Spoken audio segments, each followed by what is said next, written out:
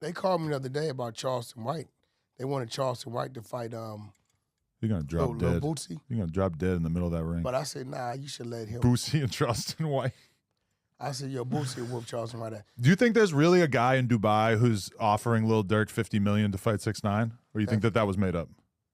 Definitely. $50 million. Yeah, I mean, I could see it. Well, a year and a half ago, they were up to $20 million. Right. When I tried to get the Blueface fight. Actually, $15 million. They were 5. He wanted 20.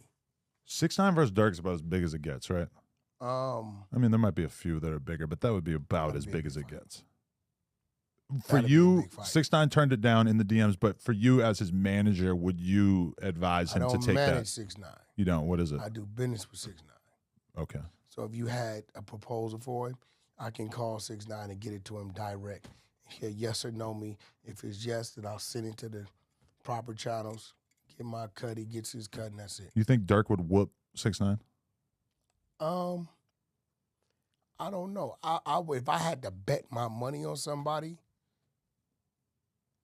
See, this is the thing. 6ix9ine crazy enough to go on there and rumble. Right.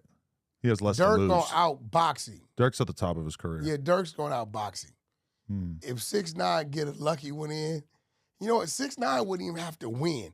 If he can just stun Durk one time, Durk could whoop 6ix9ine's ass the rest of the fight. And the only thing people gonna talk about is that lucky punch. Right.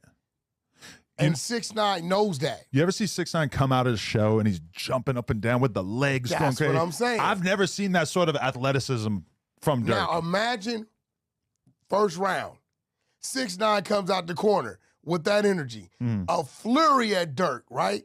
And Durk maybe wasn't ready for it. And, you know, he catches Durk 2-3 times. Bam, bam, bam. And Durk drops him. Nobody's going to give a shit about nothing else but that. Right. 6ix9ine knows that. Yeah. He knows that. Long as I can get a few good ones in, that's it. Yeah. But 6ix9ine said, let's fight for free in the hotel room. He's serious in the motherfucker. Yeah.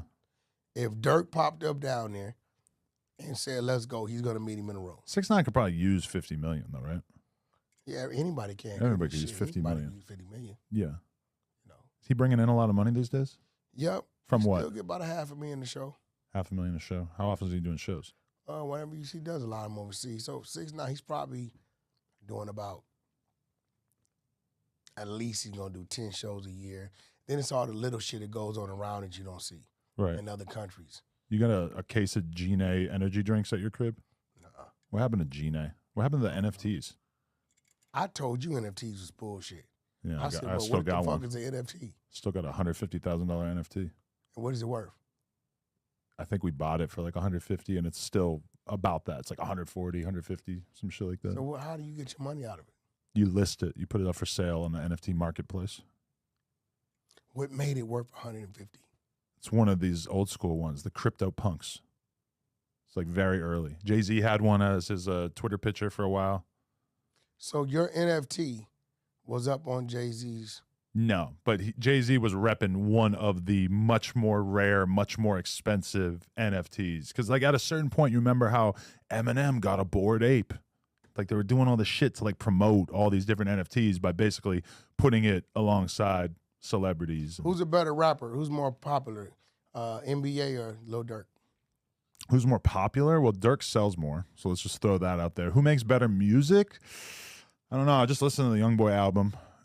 I wasn't really grabbed by too many of the songs. Kind of feels like a lot of the songs sound exactly the fucking same. I don't know. I gotta listen to like a new Durk project. Like Youngboy's more musical. Durk is more of like a really good drill rapper. Whereas Youngboy's like taking more chances. It's kind of hard for me to say, honestly. Who you a bigger fan of? I like both of them. I know both of them. Uh-huh. But NBA, I'm gonna lean towards NBA.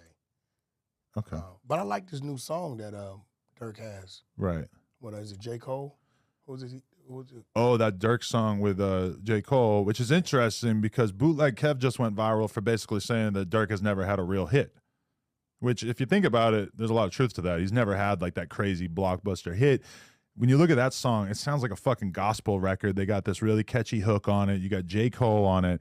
It's like they're doing everything possible to make Oh no, bro. a huge Dirk record right there, right? Neck and neck on Spotify. Right now. Dirk's a million up. Well, Dirk released one song last night. Youngboy released a whole project. But this is the thing with Youngboy.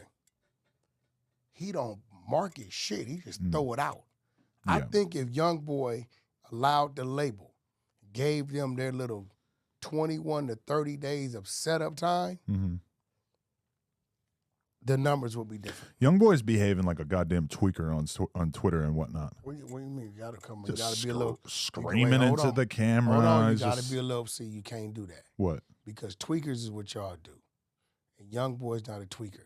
I'm not saying he's actually smoking meth or anything. I'm just saying he's kind of behaving erratically. It's kind of out there. That's always been his energy. Yeah, I don't know. Always. You don't remember like that's. But it feels like something has kind of changed. Who? He's calling Dirk out by name on Twitter over and over and over. You remember when he was doing this whole Stop the Violence campaign, like very recently?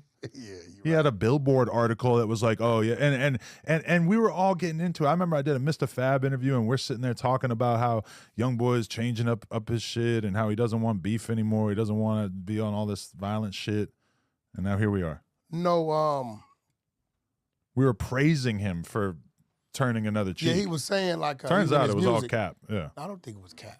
Well, he's really threatening Dirk on social media. Well, that's an individual. Right. That doesn't mean, because he was talking about like his fans, like the type of music he was putting out. He was kind of like starting to feel some way about it. Right. But I think, you know what? I blame academics for this shit, bro. And he's all up in Fuck that. Let's get into it. Academics started this shit. Because he said that Dirk and Youngboy has squashed the beef. Dirk and Youngboy squashed the beef. Right. Now, yeah, granted, they've already had their problems, right? But it looked to me like they was kind of like, you know, I'm going to respect your space, you respect mine, cool. You didn't hear anything. Right. When academics came and said NBA Youngboy and Dirk squashed their beef, it forces one of them to say, no, the fuck we didn't. So then when one responds, if the other one doesn't say anything, it starts to look like in the eyes of the people, oh, you're a little punk, you scared or whatever. So then Dirk responds, I just don't stream on YouTube, some shit. Right. So then now NBA responds. Academic started. For this one, Academic needs his ass whooped. That's my brother. I fuck with him. Who should whoop his ass whooped? Everyone involved? Nope, because they would really try to hurt him. Okay. They really try to hurt him. But you think Youngboy deserves a fade? No. I think we should let Wallow whoop